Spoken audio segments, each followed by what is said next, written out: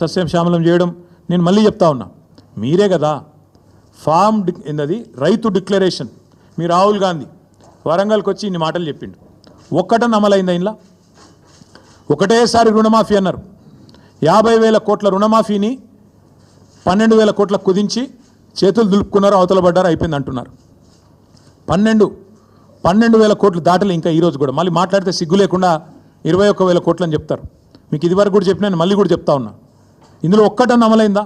ఒక్కటంటే ఒక్కటి అయినా సిగ్గు లేకుండా మాట్లాడతారు. అట్లాగే ఎన్నో చేశాం, మీకు చెప్తే చాలా ఉన్నాయి. 2,603 రైతు వేదికలు కట్టినాం. 5,000 ఎకరాలకు ఒక్కొక్కరు చొప్పున అగ్రికల్చర్ ఎక్స్టెన్షన్ ఆఫీసర్లను పెట్టినాం.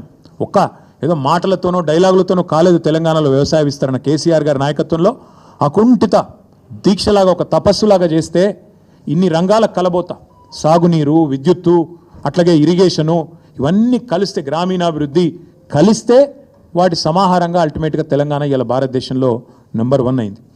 మేము రెడీ. నువ్వు అసెంబ్లీలో పెడతావా చర్చ, లేదా అంబేద్కర్ కాడ పెడతావా, కొండారెడ్డి పల్లెలో పెడతావా, చింతమడకలో పెడతావా, కొడంగల్లో పెడతావా, గజ్వేల్లో పెడతావా, ప్లేసు నీ ఇష్టం, ఎక్కడంటే అక్కడికి వస్తాం. కానీ నువ్వు తప్పించకపోయే బాబత్ మాకు తెలుసు. నువ్వు గ్యారంటీ ఏం చేస్తావు? ఈయనకి ఏంటంటే అలవాటు, బురద చల్తాడు, అవతల పడతాడు, ఇట్లా చల్తాడు, ఏదో మాట అంటే డైలాగే నేను ఎక్కడన్నా అని మళ్ళీ అవుతాడు. ఆయననే చెప్పిండి, నిన్న కేసీఆర్ వస్తాడా కేటీఆర్ వస్తాడా అన్నాడు. మరి నేను వస్తా అంటున్నా, నీకు దమ్ముంటే రా, లేదంటే ఇంకొక ప్రతిపాదన 8 తారీఖు నాడు, ఇలా 5 తారీఖు, ఎందుకంటే ముఖ్యమంత్రి గారికి ప్రిపేర్ అయ్యేందుకు టైం పడుతుంది. 8 తారీఖు నాడు 11 గంటలకు మేమందరం వస్తాం, సోమాజిగూడ ప్రెస్ క్లబ్ రా, నీకు కుర్చీ చేసి పెడతాం. నీ కార్యకర్తలతో సహా వస్తావా, నీ ఎమ్మెల్యేలతో సహా వస్తావా, వాళ్ళు ఎంతమంది వస్తారో చెప్తే వాళ్ళకు కూడా ఇంతజాం చేస్తాం. ఛాయ్ బిస్కెట్ కూడా మా సోమాజిగూడ ప్రెస్ సోదరులను అడిగి అది కూడా ఏర్పాటు చేస్తాం. సోమాజిగూడలో ప్రెస్ క్లబ్లో 11 గంటలకు 8 తారీఖు నాడు నేను రెడీగా ఉంటా. నువ్వు వస్తావా రావా నీ ఇష్టం, నువ్వే ఛాలెంజ్ ఇసిరినావు, రావాలని కోరుతున్నా. వస్తే సంతోషం, మీడియా ముందే చర్చిద్దాం, నీళ్ళకు నీళ్ళు పాలకు పాలు. ఇంకొక మాట కూడా నేను చెప్తా ఉన్నా, ఇవాళ మా రైతన్నలు కూడా వినాలని చెప్పి కూడా కోరుతా ఉన్నా. వాస్తవం ఏంది, ఈరోజు సిగ్గు లేకుండా ఈ ముఖ్యమంత్రి రైతు బంద్ వేసినా పండుగ చేసుకోండి అంటుండు.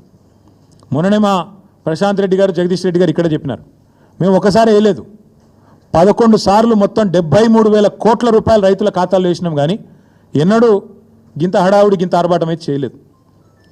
ఒక్కసారి వేసి 4 పంటలకు గాను ఒక్క పంటకేసి దానికే పండుగ చేసుకోకండి అంటున్నాడు.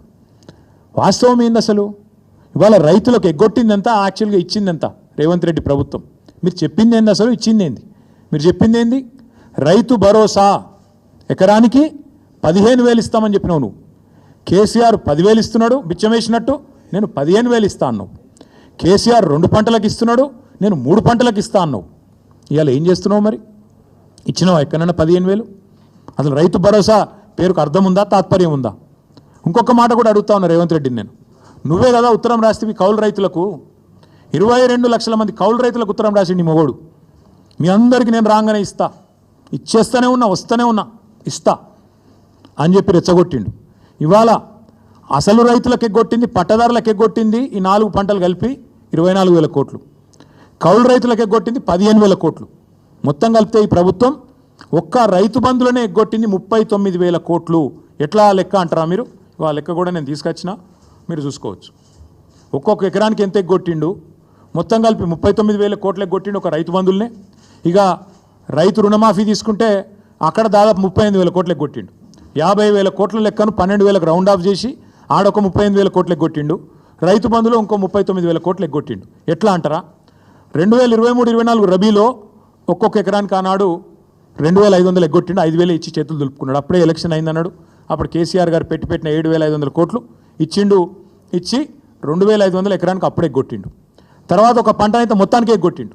ఎందుకంటే కేసీఆర్ ఏమో నాట్లు వచ్చినప్పుడు వేసేది, నాట్లు వేసేటప్పుడు రైతు బంధు వేసేది, ఈయన ఓట్లు వేసేటప్పుడే వేస్తాడు, తర్వాత వేయడు. మా రైతు సోదరులకు నేను చెప్తున్నా, మళ్ళీ ఓట్లు దాటినాయంటే తర్వాత రైతు బంధు ఉండదు. దానికి రైతు బంధుకు రామ్ మర్చిపోండి.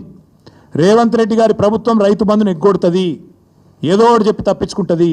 ఈ 2024-25లో అన్నాడు మొత్తం 23-24 వానాకాలంలో రబీల్నేమో 5,000 ఇచ్చిండు. మొత్తం 23-24 వానాకాలం ఏమో మొత్తానికి ఎగ్గొట్టిండు 7,500. అటెనక 2024-25 దానిలో కూడా మొత్తం ఎగ్గొట్టిండు 7,500. మొన్న మళ్ళీ 1,500. అంటే మొత్తం కలిపితే ఒక్కొక్క ఎకరానికి 19,000 బాకీ రేవంత్ రెడ్డి ప్రభుత్వం ఒక రైతు బంధుకి. అంటే మొత్తం కలిపితే 1,52,00,000 ఎకరాలకు తీస్తే లెక్క మొత్తం కలిపి ఇప్పుడు నేను చెప్పిన 39,000 కోట్ల రూపాయలు ఎగ్గొట్టింది కాంగ్రెస్ ప్రభుత్వం. టోటల్గా అన్నదాతకు సున్నం పెట్టింది కాంగ్రెస్ ప్రభుత్వం. అట్లాగే ఇక ఆయన చెప్పిన మాటలు, ఎవరు రాహుల్ గాంధీ రుణమాఫీ అన్నాడు, ఏకకాలంలో చేస్తామన్నాడు, డైలాగులు తొడలు కొట్టుడు మెడలు కొట్టుడు, ఉరుకుని తెచ్చుకోండి నేను వస్తూనే ఉన్నా వేస్తూనే ఉన్నా అన్నాడు. 49,500 కోట్లను కుదించి కేవలం దాన్ని రౌండ్ ఆఫ్ చేసి ఆఖరికి ఇలా 20,000 కోట్లు చేసినామని బయట చెప్తారు. నిజానికి ఇచ్చింది మాత్రం ఇప్పటికి 12,000 కోట్లు మాత్రమే, అక్కడ ఎగ్గొట్టిండు. అట్లే రైతు కూలీలకు మోసం, 500 బోనస్ అని అక్కడ మోసం, కౌలుదారులకు మోసం, ఆఖరికి పంటలు కొనక అది కూడా మోసం. కొంటే బోనస్ ఇవ్వాలి కదా, మొదలు వడ్లన్నిటికి ఇస్తామన్నారు, దొడ్డు వడ్లకు బోనస్ అని చెప్పిండ్రు. కానీ ఆఖరికి ఏం చేసిండ్రు, సన్న వడ్లకు అన్నారు, ఆ సన్న వడ్లకు కూడా ఇవ్వలేదు. ఆఖరికి మొత్తం మార్కెట్కి తెచ్చిన ధాన్యం 30% కూడా కొనలేదు. ఇది వాస్తవం. ఇక చెప్తా పోతే చాలా ఉన్నాయి, కానీ నేను ఒకటే చెప్పేది, ఇట్లా ఎన్నో రకాలుగా ఈ రైతులను మోసం చేసి ఈరోజు రాష్ట్రంలో ఉండే నిరుద్యోగులు ఇంకా పెద్ద జోకు, 60,000 తలకాయలు లెక్క పెడతారటిన మందికి పుట్టిన బిడ్డలు మా బిడ్డలు అని చెప్పుకునే బాపతు. కేసీఆర్ గారు ఇచ్చిన ఉద్యోగాలు, కేసీఆర్ గారి ప్రభుత్వంలో ప్రారంభమైన నియామకాలు, నీ టైంకి వచ్చే వరకు కాగితం ఇచ్చే మోకా నీకు దొరికితే దాన్ని పట్టుకొని నేను ఇచ్చిన ఉద్యోగాలంటే సిగ్గుందా అని అడుగుతా ఉన్నాం. వస్తావా అశోక్ నగర్కి చర్చకి?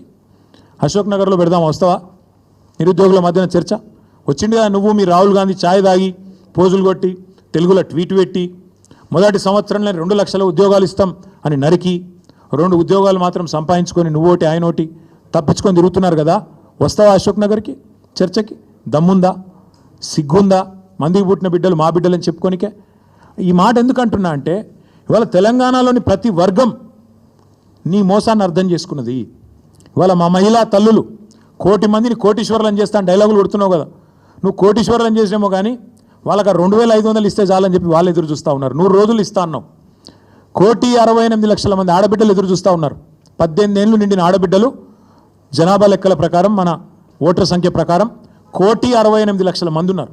వాళ్ళందరూ ఎదురు చూస్తున్నారు, ఎప్పుడు వస్తుంది 2,500 మహాలక్ష్మి అని. మా తమ్ముళ్ళు ఎదురు చూస్తున్నారు, మా చెల్లెలు ఎదురు చూస్తున్నారు. నువ్వు ఇస్తానన్న స్కూటీలేవి, నువ్వు ఇస్తానన్న నిరుద్యోగ భృతి ఏది, నువ్వు సంవత్సరంలో నింపుతానన్న 2 లక్షల ఉద్యోగాలు ఏవి, వాళ్ళు ఎదురు చూస్తూ ఉన్నారు. రైతులు ఎదురు చూస్తున్నారు, ఎప్పుడు ఇస్తాడు, ఎప్పుడు చేస్తాడు సంపూర్ణ రుణమాఫీ, ఎప్పుడు ఇస్తాడు 15,000 రైతు బంధు అని. అట్లాగే మా పెద్ద మనుషులు ఎదురు చూస్తున్నారు 4,000 పెన్షన్ ఏమాయని. ఇట్లా ప్రతి వర్గాన్ని మోసం చేసి ఇంకా బుకాయించుకుంటూనే బతుకుతా అంటే నడవదు రేవంత్ రెడ్డి గారు. అందరికీ అన్ని విషయాలు తెలిసిపోయినాయి. అందుకే నీ సవాల్ నేను స్వీకరిస్తున్నా. నీకు దమ్ముంటే, నీ మాట మీద నిలబడే మనిషివే అయితే ప్లేస్ నువ్వు డిసైడ్ చేయి, డేట్ నువ్వు డిసైడ్ చేయి. ఈ 3 రోజుల్లో తప్పించుకునే ప్రయత్నం చేస్తావు కాబట్టి, నువ్వు మాట మీద నిలబడే మనిషివి కాదు కాబట్టే నేను ఒకటి ప్రతిపాదిస్తున్నా. నువ్వు ఈ 3 రోజుల్లో నువ్వు చెప్తేనేమో నువ్వు 7కి రమ్మంటాడు.